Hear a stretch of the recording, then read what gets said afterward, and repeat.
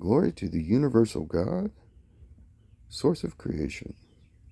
Today, I'm going to talk about the cycle of ages and everything I've dug up from human history and how I've pieced things together. First off, go back to the Sumerian tablets. If you look at them, it shows plenty times over, and in most ancient civilizations, that there's something celestial. Every holy text writes about it too. It comes and it has things it brings with it. I'm not talking about aliens, although they do exist, but they're not extraterrestrials. They're, what do they call them, ultra-terrestrials? And what that means is they're basically the future us coming to the past. And part of them is the us that have left before when this dangerous cycle comes through. So basically, this binary star is what I'm pretty sure it is. Something between the size of Jupiter and our own sun. Comes in, wreaks havoc. When it does so, the rich people, the elites, have this knowledge passed down to them over time, whether it be Masons, Illuminati, whatever you want to call them. The people that know. And they have also technology. And how they get that technology is through us. What they do is, like, at the end, near the end of these cycles, probably about 100 years out, they have us advance really fast, but up to a point to where we don't get all of the information, like the secret text, like maglev drives, faster than light travel, stuff like that. And then they'll build underground bunkers and ships. It sounds crazy, but this thing comes around and it's devastating. Creates tidal forces and winds and waves and mega earthquakes and volcanoes. It splits up almost all of the Mid-Atlantic Ridge. That's what the Mid-Atlantic Ridge is. It's basically when this thing comes by, it pulls on our planet, and the ridge is the weakest part, so it splits. And this creates a lot of disasters, and anything that's not solid stone goes away. That's why you'll see, like, the pyramids, like we're at the top of the pyramid cap of the Great Pyramid of Giza. It looks like a giant wave and wind came through and just basically erased everything around it, down to the foundations, everything but the pyramid itself.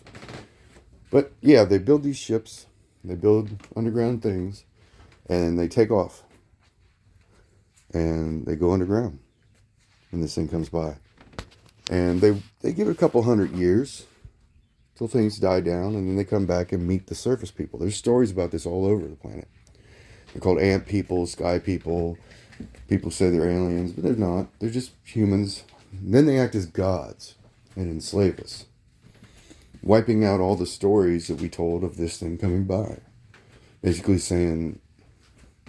trying to erase it from memories. And in a couple generations, they do a good job of it. Because they'll have future texts, and we'll be back to sticks and stones. Bows and arrows, simple spears, stuff like that. So we won't be able to fight it. That's also written everywhere. They hide it, and then they form religions, and they form governments. Then they get the money system going again, and basically enslave us. And this happens it's debatable, because you can't get all the information unless you're in the know, and to be in the know, you have to be part of the evil groups at the top. And these evil groups at the top pretty much have the records. Well, I'm sure they lose bits and pieces here and there of information every time this thing comes around, but they have all the records. And this has happened probably hundreds of thousands of times or more in our planet's history. Because it's a binary star. It's going to come around every couple thousand years, wipe shit out, reset everything. They build up all these fake systems, these 3 illusions I've talked about in my previous video, to get humanity back to where it was, so they can rinse and repeat, because they're the only ones that want to survive. Now, the ultra-terrestrials, I believe what we're seeing, they may be attached to one of the planets that this binary star drags with it. Or they're time jumpers. So basically they come from the future. I believe more of the latter. The tens of thousands or a couple thousands years out. They travel back in time and show up. And that's where Area 51 and all the other stuff comes from. Because I think the human race and the future human race is not ready for going out yet. And I think there's like real aliens, extraterrestrials out there that keep us from getting too far out in space. Basically because we're warlike, pretty primitive creatures in the essence of the source and the universal God. And I believe these people, these aliens, the extraterrestrial ones, have probably a rule of law for the galaxy or the universe where if there's a species and it's invasive and destructive, like us, unfortunately, it will pretty much stop it from getting out there. So if we were to go out there and then we're not a peaceful race, they'll basically just poof us from existence. The ones trying to leave, at least. Because they don't want none of that out there. Because if you think about it, technology and knowledge itself is basically bringing you closer to the source. You'll never become universal God to the source. Because nothing will.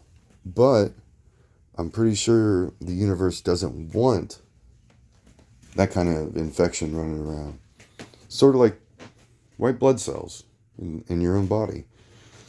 The other aliens are basically the white blood cells, and we're a virus pretty much at this point, unless we straighten ourselves out. But anyway, back to it.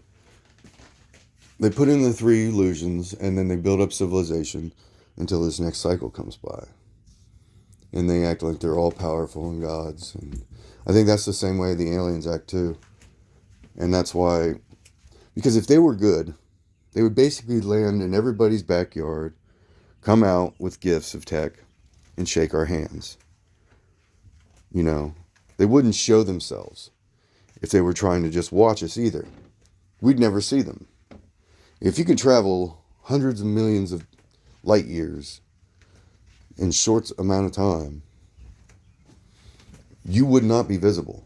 If they were going to start a war, if they were totally malignant, too, which I don't think they are, which also leads to the more plausible cause that they're us, or future us's, is because if they were going to cause a war,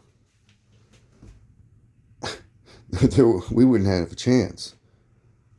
Seriously. So it's basically them not wanting to kill us because they are us. They're probably the past us and they don't want to mess up timelines. And that's what I think it is. Because if they really wanted to, they could probably just come down here and destroy us all. And you wouldn't even know it. It'd be poof. So, apparently, the universal God and the rest of the sentient creatures, or smarter creatures than us, in the galaxy are just watching and seeing the real ones. The ones we see are probably elites flying their own ships, or future not extraterrestrials, but ultra-terrestrials. And they come back to the past to see how they can fix something. Now, this binary star, might have some people hiding on it. And they probably won't look like us. Because people have always talked that they're very humanoid-like, the aliens we do see. But they're never quite distant. Because like the Like the real extraterrestrials wouldn't look anything like us at all. And when this thing comes around, it wipes the whole slate clean. And it's been proven through our history, our old stolen tablets and ancient texts and everything, that there's surface dwellers of us survive, and then we re-encounter them time and time again. But I also believe that, like I said before in another video, that we have a time limit on this planet. Like, there's going to be one time when this thing comes around and there won't be nothing left. It'll basically either destroy our star, which in turn destroys us, destroy our planet, like liquefying the crust, turning it into magma again, basically a reset. And that takes a couple billion years for life to get back on it. Hell, it takes a couple 100 million just to cool it down, or a million or two. Or just even worse, another planet smacks into ours and everything's game over. But this is just what I've been studying over and over again. And it seems like we need to break the timelines. We need to get back to... We need to be striving to be a better humanity.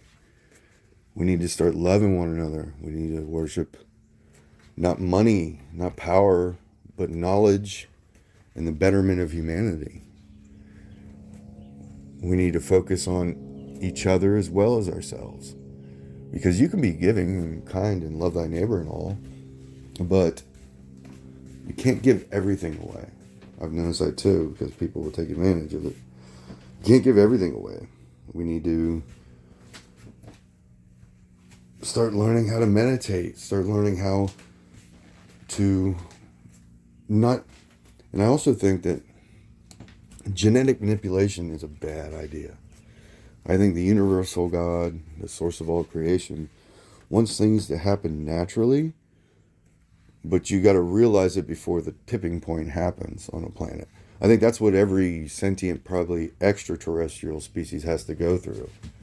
Is you get to a point where your planet's like got its due date, and if you don't get off and have a peaceful mindset, you're just going to end up warring with something else or destroying yourselves, which we've proven time and time again, because just look at the atomic bomb. When it was built, all the scientists at the Manhattan Project, almost all of them, were like, I don't know if we should press the button. But the generals and the leaders and the greedy elite at top said, you need to press that button. They're like, well, it could ignite our entire atmosphere and destroy everything. They didn't know, but they did it anyway. They pushed the button. And that's the problem with human civilization at this point, is we're too stupid to understand. We're smart enough to build stuff that can destroy ourselves, but we're too stupid to understand that can destroy ourselves, if that makes any sense. And we're too warlike. That's the problem. All this war is pointless. All it does is waste talent and lives and resources that we desperately need. And it's just something I feel that from balls to bone that we need to stop. Because if we don't, with the greed and the war, like I said, planet's on a time limit. And if we don't change, poof, we go the way of the dodo. Simple as that, along with probably everything else on this planet. And that would be a sad ending for us, because I see humanity has so much potential. We do. We are a very loving species. You can see it from, like, when we're young. We care. We want to change. We want to do great things, but we're taught through this stupid system that we're nothing. We're powerless. Each individual must be a gear in the cog machine of war or profit or just pointless shit. And we need to stop. Net Pirate Roberts, out.